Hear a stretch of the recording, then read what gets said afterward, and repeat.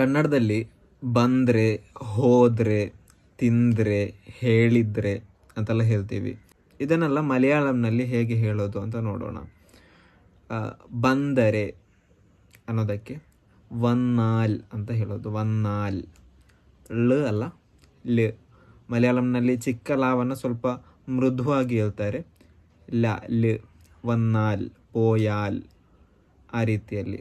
ಬಂದರೆ ಅನ್ನೋದಕ್ಕೆ ವನ್ನಾಲ್, ಹೋದರೆ ಅನ್ನೋದಕ್ಕೆ ಪೋಯಾಲ್, ಹೇಳಿದರೆ ಪರಂಜಾಲ್, ತಿಂದರೆ ಕಳಿಚಾಲ್, ಕಳಿಚಾಲ್ ಅಂತ.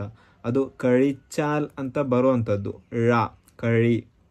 ಮಲಯಾಳಂನಲ್ಲಿ ಳ ಅಂತ ಒಂದು ಎಕ್ಸ್ಟ್ರಾ ಅಕ್ಷರ ಬರುತ್ತೆ, ಳ ಅಂತ ಹೇಳೋದು, ಮಳ, ಪುಳ ಅಂತ. ಅದನ್ನು ಹೇಳುವಾಗ ನಾರ್ಮಲ್ ಆಗಿ ಲೋಕಲ್ ಪೀಪಲ್ ಮಾತನಾಡುವಾಗ ಳವನ್ನು ಯಾ ಆಗಿ ಕೆಲವೊಮ್ಮೆ ಉಚ್ಚಾರಣೆ ಮಾಡ್ತಾರೆ. ಅವಾಗ ಕಳಿಚಾಲ್ ಅಂತಲೂ ಹೇಳ್ಬೋದು, ಇಲ್ಲಾಂದರೆ ಕೈಚಾಲ್ ಅಂತಲೂ ಹೇಳ್ತಾರೆ. ಓಕೆ, ಇವಾಗ ಸೆಂಟೆನ್ಸ್ ನೋಡೋದಾದರೆ, ಅವನು ಬಂದರೆ ನಾನು ಹೋಗ್ತೀನಿ. ಅವನ್ ವನ್ನಾಲ್ ஞான் போகும். ಅವನು ಬಂದರೆ ನಾನು ಹೋಗ್ತೀನಿ. ಅವನ್ ವನ್ನಾಲ್ ஞான் போகும். ಪೋಗುಮ್ ಅಂತ ಬರೆಯೋದು, ಹೇಳುವಾಗ ಪೋವುಮ್ ಅಂತ ಹೇಳ್ತಾರೆ, ವಾ. ಓಕೆ, ಅವನ್ ವನ್ನಾಲ್ ஞான் போவும்.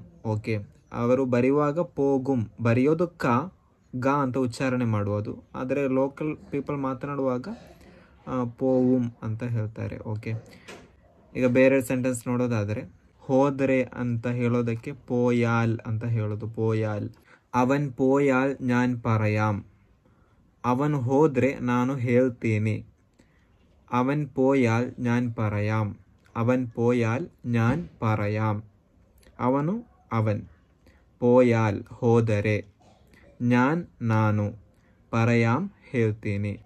ಮಲಯಾಳಂನಲ್ಲಿ ನಾನು ಹೇಳ್ತೀನಿ ಅನ್ನೋದಕ್ಕೆ ஞான் പറയാം ಅಥವಾ ஞான் പറയും ಅಂತಾನು ಹೇಳ್ತಾರೆ. ಹೆಚ್ಚಾಗಿ ಮಾತನಾಡುವಾಗ പറയാം ಅಂತ ಹೇಳೋದು, പറയും ಅಂತಾನು ಹೇಳ್ಬೋದು. ಓಕೆ.